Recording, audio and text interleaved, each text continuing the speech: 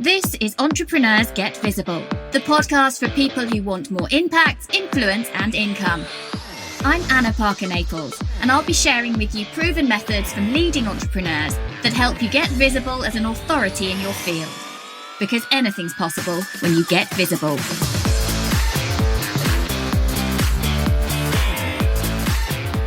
In this episode, we're talking all about the psychology of persuasion and the laws of influence that you need to know about. And these are making sure, first of all, that people like you, so they know enough about you and feel that they know who you are as a person, that they can have that like factor. Now, this is really important. Generally, we like people who are like ourselves. So who is it you want to attract, and what do they need to know about you so that they feel that they resonate with you, that they get what you do, that they see who you are and believe that they are connected with you in some way? The second thing is reciprocity. So you want to be able to give things for free, give things to people in exchange for them getting something they want for themselves. Often, if we give things away for free, we are tapping into a really important tribal way of thinking, which is that if someone does a good deed for us, that we want to naturally return it for them.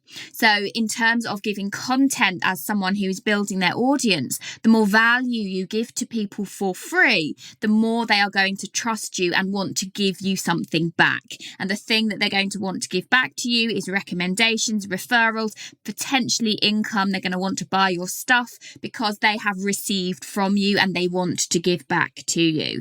So you want to make sure that when you are giving things away, when you are doing special bonuses or you are putting content out into the world, that it is useful, that it is valued, as valuable as it can be for free. The third thing then is about establishing your authority. This is where you need to get in pretty early with your own credibility, your own experience, your own life story, where you want to potentially demonstrate your achievements. So maybe the awards you've won, the connections that you have that are high profile, the places you might have spoken, how well your work has been received, feedback and testimonials, and actually any qualifications that you have. Because for me, in my model of the world, qualification isn't always important in the mindset and business world. But for some people, having that piece of paper, having that proof of your ability is super important. So it's about understanding that in other people's models of the world, they need to know that information to know that you are valid and credible. And you want to get that authority piece in as quickly as you can to anything that you put out there. You don't want it to be the first thing. You want people to get value first, a little bit of a taste about what you're sharing, but then make sure they know that you are worth listening to before you go on to give even more information and value to them. So they know that you are worth listening to. The fourth thing then is about social proof. So you want to make sure that as often as possible within your content, within your social media posts, within your podcasts, with anything that goes out there, particularly on your website, that you are demonstrating social proof, that you are sharing testimonials.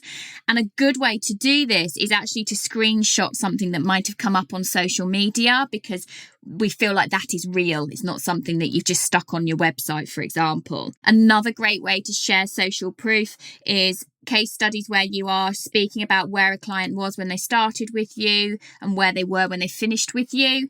If you can add photographs of people, that's even more powerful, because again, we buy into the fact that other people value you. And so if you can get the names, you can get the positions that they are, and you can get the photographs, then that's really important. Now, a good thing to be aware of here is that actually you want to make sure that you have the permission to share that information. So make sure you have written documentation for yourself that you're allowed to share those testimonials, particularly if they haven't been done on social media. If something's been put out there on social media, then I think it's fine for you to use that in your own promotional purposes. You want in the social proof as well to be making sure that you look connected within your industry. So with the people that you meet, with the people that you perhaps go and watch, perhaps at their own conferences or events, those photographs are really, really important to position you. So make sure you're sharing them, because again, it's about deliberately crafting your own standing. The next thing then is about consistency. So how much are you showing up? How much are you telling your audience the value that they can get from you? How often are you around for them to get that result from you? And I think when you are consistent and you've been great at giving this free value to get the reciprocity, actually when it comes to a time where you want to sell or you want someone to buy something from you, buy your services, or you're putting out a post or an email that is deliberately more salesy, actually I think by that point you've bought so much goodwill that it's okay that you are selling.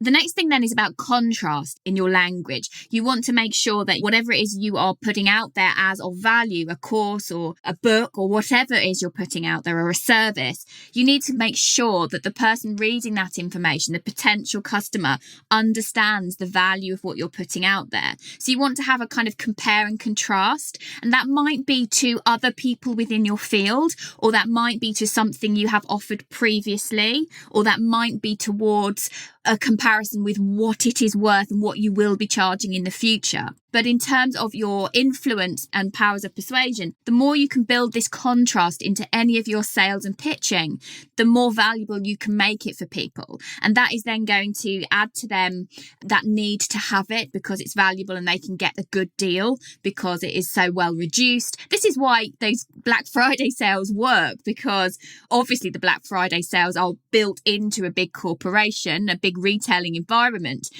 But you feel like you're getting a great bargain because it's not available at any other time and it is worth more.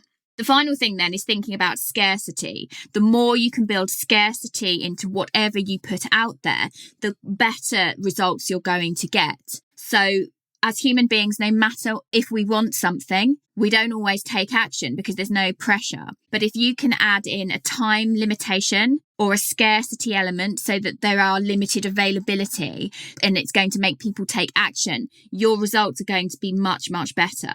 The other thing is about adding in bonuses to what you do. Again, this is the value piece. How can you make something limited in terms of time, limited in terms of availability, and have these extras that feel like they're important to get because they're going to miss out? People hate to miss out on the thing that they want. The interesting thing about reciprocity and about this scarcity was that I had no understanding of this when I came into the online space. I knew that I wanted to impact people, but I didn't have an understanding about how to drive them to buy the thing that they wanted. And that's the interesting thing. The more you can build this scarcity in everything you do, what it means is the people who've been thinking, yes, I want to buy that. Yes, I want to buy that. I'll get round to it tomorrow. I'll get round to it next week. Actually, what you're doing is you're driving that real need not to miss out, and you make them take action. And if only I had known that when I first put together a membership platform, instead of having my doors open all the time, people had to be in by a certain date.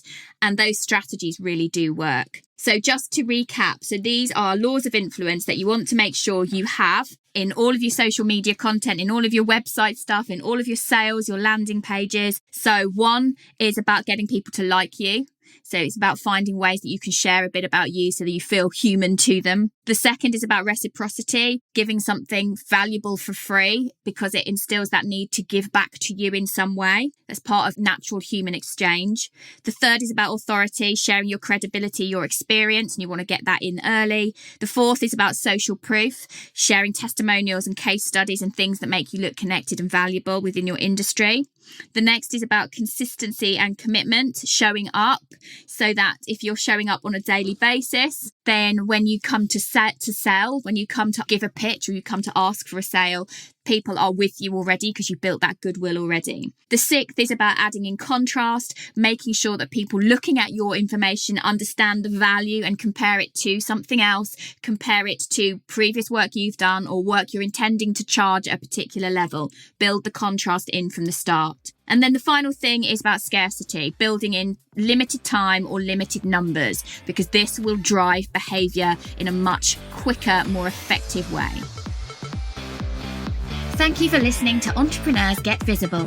To get your free checklist on how to raise your profile and to find out about our community, go to annaparkernaples.co.uk/get visible.